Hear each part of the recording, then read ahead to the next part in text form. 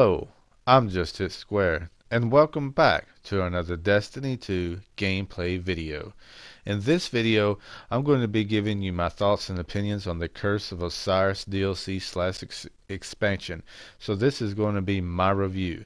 I've waited a little bit to see if there's anything else that's actually popped in, because I know Bungie likes to throw things at you, and excuse me if I do a little coughing because I am under the weather and it's been quite cold where I do live. And without further ado, let's get into it. Now, in the campaign, you do have 8 story missions, and you're like, wow, 8 story missions. Well, that's one thing, but I know in the campaign, regular in Destiny 2, you had 16. But those are not as long as, the 8 that you get in the Curse of Osiris expansion is not as long. So you're like, well, okay, maybe it ain't as worth it. Well, before you make your final decision on whether to buy this or not, wait until the final review and a little bit gets done with, because I got quite a bit to tell you. And hopefully you stay for the ride, and if you do, give it a thumbs up. It'd be greatly appreciated. It helps out my channel. It helps and motivates me to do more things. And guys, I only do this for you, not for my pleasure. I love doing this for you, and I love doing what I do. But other than that, guys, let's get into it. So you have 8 story missions, and 3 of them is returning to old places. And granted that those places, you do get to go into different areas. Now, slightly, and a lot of it differently modified, kind of, but still, it's kind of somewhat different. And then you have 2 missions that are kind of like strikes. They kind of interpret the campaign into 2 strikes. And it's kind of weird because 2 missions are actually strikes once the campaign is over with and put in the strike playlist. And then that leaves us out with 3 that's going to be dealing with Mercury, totally new, stuff like that, which the 2 with the strikes are somewhat, going to be with Mercury and things like that. But, I'm just saying, I'm trying to put them out here to be like, look, this is this is that, this is what to expect.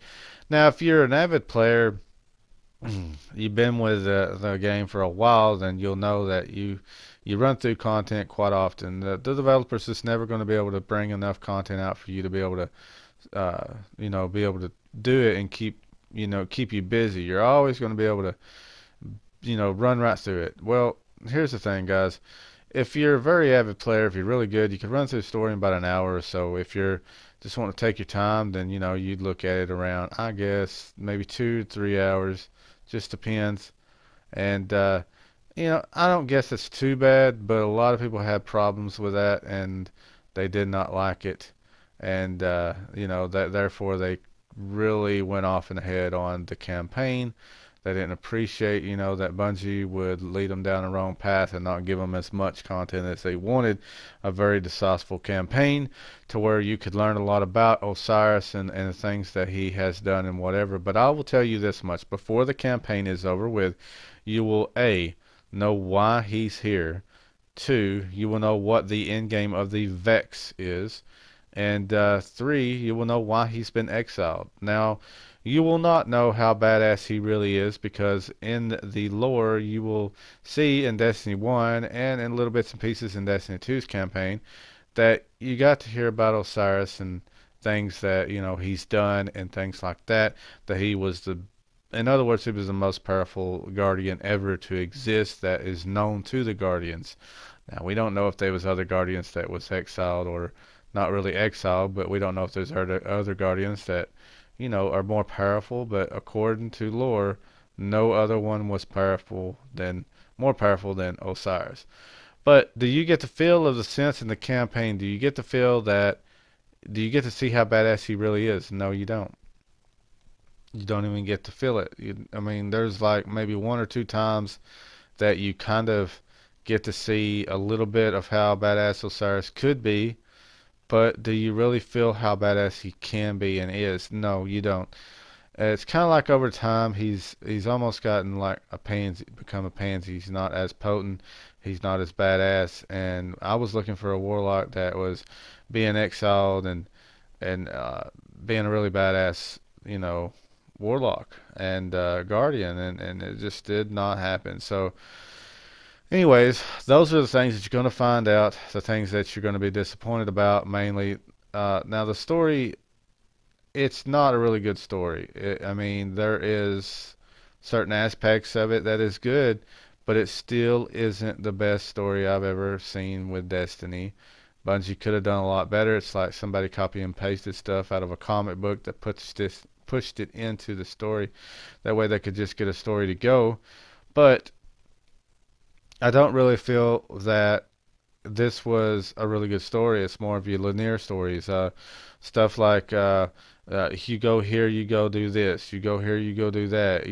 This guardian, being you, is the baddest son of a bitch around. Meaning you're the baddest man alive. And that's the thing, you know. You're like, well, okay. So we was able to in campaign in Destiny 1, we was able to defeat Ghaul by ourselves. And now in Curse of Osiris, we're able to defeat something that he couldn't ever since he's been exiled. So yes, it doesn't make sense. You know, you think you'd want more teamwork from the Vanguard, more teamwork from the Guardians, and yeah, I know you want to feel powerful, but there's a sense to making the game more team based as well. But hey, that's what they decided to do, and I'm all for it. You know, whatever. If that's what you want to do, then that's what you wanted to do. But anyways, that's pretty much the story. The story is not really something that's just going to blow you away. So yes, that's not that good. So if you're going to play the campaign for the story mode, then you might as well forget it because that's not going to be good for you. Now, what we're going to go on now is to the actual um, adventures. There is 3 new adventures that's in this DLC, and of course they're on the Mercury expansion. You know, the location. And before we get started on adventures, you know, of course they're not really nothing much new. They're inside the Infinite Forest, and once you get those done, then you will be granted by Vance to have, you know, your heroic adventures, which we'll talk about in a minute. But the thing about it is that you're seeing in Mercury right now, this is an open world. You know, you can walk around, you can do stuff like that, you know, and this is what you're supposed to be doing. So it's another open world. Plus, you got a public place to go in, you know, where people can come in and, you know, you can talk to them and stuff like that, like you could in the tower, you know, meet up with them and stuff like that. And that's good as well. But anyways, there's 3 adventures, and they're kind of linear. They're kind of what we've already had in a way, you know, go defeat the bad guy and do the good thing. But the thing about it is that what is introduced in the DLC is the heroic adventures. Now, those are 300 light, and are they good? Well, I don't know. They're kind of good, I guess. I mean, they're 300 light, and there's something else to go and do, but are they going to be able to give you all kinds of things to be able to do? Well, no, they're not bringing anything that's already been done already. They're just, you know, it's pretty cool that you get to go into the Infinite Forest and stuff like that, but is it really something that's just going to set it apart? No, but at least they've introduced them. So now we know that from here on out, we should be able to get the heroic adventures in any DLC, and hopefully they'll expand those to the destinations that we already have. Now, I do not know if they are in the areas that we do now. I have not checked them, but I'm almost positive they ain't. That'd be a selling point for the Curse of Osiris expansion. Now, we have one new lost sector that's on, you know, Mercury right here. And, you know, it's your average lost sector. You have new gear, new guns. You also have new exotics, and exotic guns, and exotic weapon or armor and stuff like that. And I believe you have about, I believe it was around 5 exotic new guns, which there's some returning from Destiny 1. But you know, they're different. They look different in a sense. They play out a little bit different than what they was, and they're just good. I mean, I don't really have a problem with returning D1 exotics. My problem is not making exotics good. And when they brought them back, they made them, you know, better than what they was. And that's the thing that they needed to do to begin with. So, And as far as armor, they're around 3 to 4 pieces per character, I believe, somewhere in that vicinity. So, you got quite a bit right there. Now, you'll also know that there's a weapon forge, and the way to make that happen is do the 3 adventures. Once those are done, then what you're going to do is Brother Vance will offer you a heroic adventure. And once he does that, uh, what's going to happen with that is it's going to make it to where you are going to, once you get the heroic adventure done, you're going to actually open up a thing, the weapon forge, and it's going to be lost prophecy guns, verse guns, and I'll be showing you more of that here in a moment, but that's something to look forward to. It's more in game. It's more of a grind fest, and I'll talk more about that in a moment. But you're seeing that we do have a new public event. It is the best one, in my opinion, that we've had with Destiny 2, and it's not really hard to learn, but it's a really good, addition to the events that we do have. But anyways, other than that, guys, you have 2 new quests. Those will be you'll be able to access them through the weapon forge once you get to the certain weapon that you need to activate those. So you'll also have new quests on Mercury. You got 2 new strikes, which I've done talked about, and then you also have a heroic strike playlist, and that is introduced into the Curse of Osiris expansion this time around, but it was already in Destiny 1. And you have 3 new PvP maps, but only 2 of them are only on Xbox and PC, or only, well, let me get this straight. There's 1 exclusive out of those 3 that's only on the PlayStation. The other 2 is going to be exclusive for, or not exclusive, but the other 2 will be on PC and Xbox. And last but not least, there is a raid layer. Now, this raid layer I have not actually done. I do not do the raid activities in Destiny 2. I did in Destiny 1. But I do not see an incentive on doing the raids or anything in Destiny 2. And at least in Destiny 1, you was motivated to do it because the gear and the guns or whatever would have stuff on it that would be against the enemy that the raid or in-game activity was about. And I do not think that, hey, if you're not going to bring that in, I'm not wasting my time, because it's just another gun, it's just a piece of armor, and it's just saying I've been there. And I don't like to do anything in the game that doesn't advance me in the game. And so I don't have a lot of words about the raid layer, but I have heard, the raid layer is introduced into, Curse of Osiris, but I have heard good things, and I have heard bad things. I have heard that it is not that long, which, I can understand why. And I've also heard that the loot system isn't that great, and it needs to be improved. But it's a really good addition. It's a really good raid layer, a raid, activity. Now, what we're going to do now is go into here. We're almost done with the review.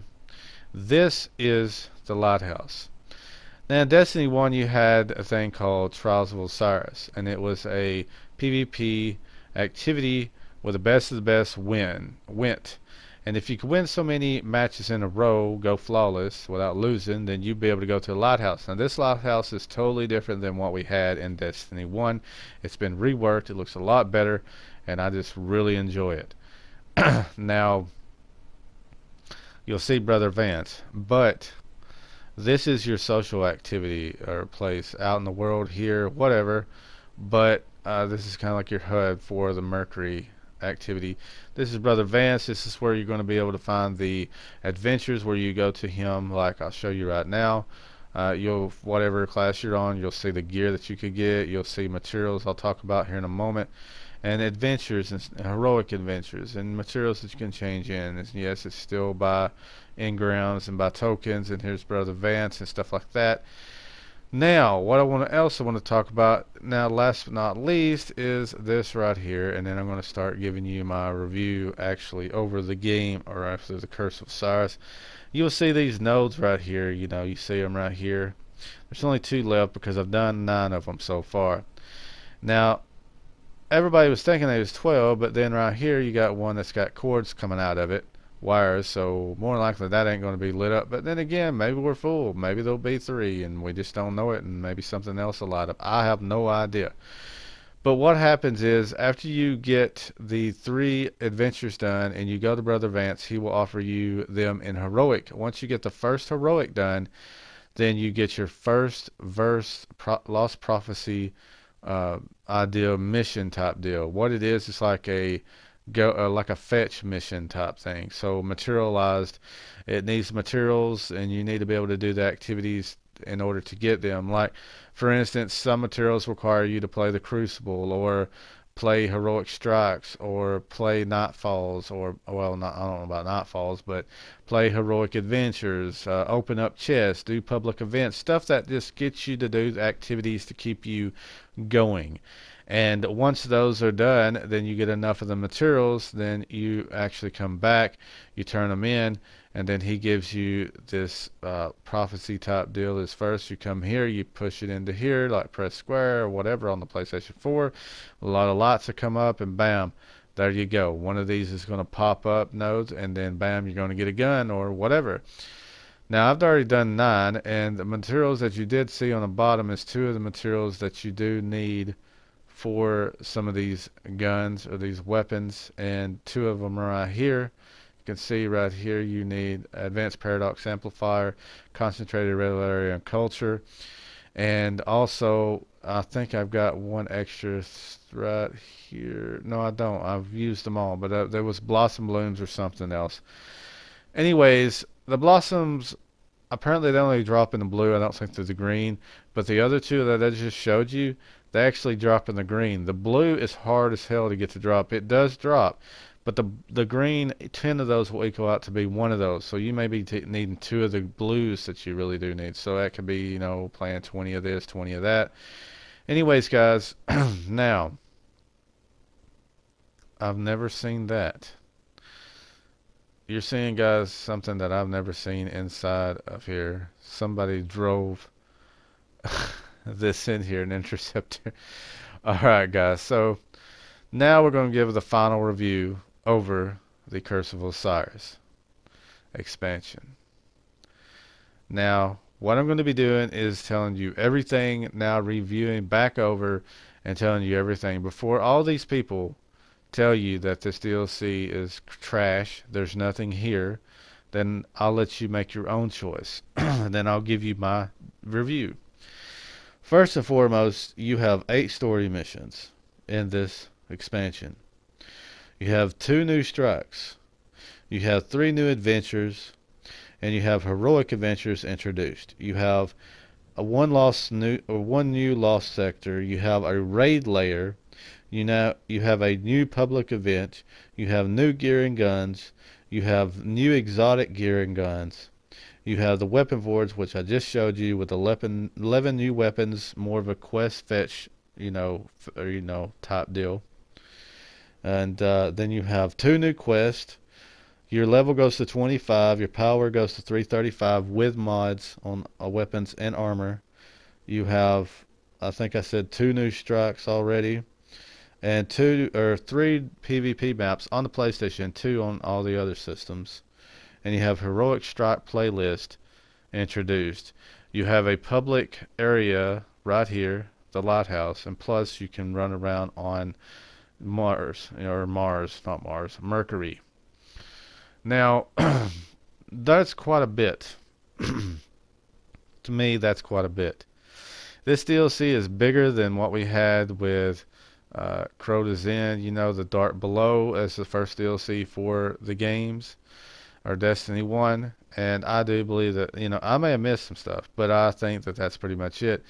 I'm not going to talk about updates for December 5th and December 12th, because those are just more quality issues and things like that. I don't feel like those was really things that come with Curse of Osiris mostly, but there should be a little bit of this and a little bit of that. But here's the thing, guys, is this worth it? I mean, okay, for anybody that loves Destiny, you're gonna love this. Is this expansion something to bring people in? No. This ain't something that's just going to do anything different. the game itself, like the expansion itself, doesn't really set itself apart from anything else that we've ever had in Destiny, but it tries. And is it worth $20? Not in my opinion. It takes a lot of DLC or a lot of content to be $20. I didn't feel like Destiny 2 was worth $60. But I feel that this is more around the $10 range, but $20 is the going, range on DLC nowadays. And that's pretty much it, guys. Now, I rate my, our reviews anywhere from a 0 to a 10, 0 being really bad, 10 being the best. And I'm going to give this expansion, Curse of Osiris expansion, a 4.5. And the reason being is because it just lacks a lot of, it's got a lot of originality to it. Like, I mean, not really originality. It's got a lot of the same. Most of it is the same. 95% of this DLC is the same of what we already had. It didn't go above and beyond to make anything stand out to you. It's your standard DLC that you could expect. The only reason it's got a 4.5 is because the forge weapons, the forge table, that's something that's kind of new, but not new. But it adds more replayability to the expansion than it could have if it didn't have it. If it did not have that, then it'd be like probably like a 3. I mean, seriously, this DLC is not that great. But if you're an avid player like me, if you love Destiny, you'll love this. And no matter how bad the DLCs are, I keep playing them because I love Destiny as a whole, and I support Bungie. But they're going to have to bring their A game in the next DLC, because after that, I have no idea if people will stay with them, because that's the season pass, and that'll be done and over with. But other than that, guys, this has been JustHitSquare, and if you enjoyed the video, give it a thumbs up, and if you're new to the channel, consider giving it a sub. And guys, hopefully you did enjoy the video as much as I enjoyed making it for you. Other than that, this has been my review of Curse of Osiris DLC / expansion. Hopefully you enjoyed it. See you later.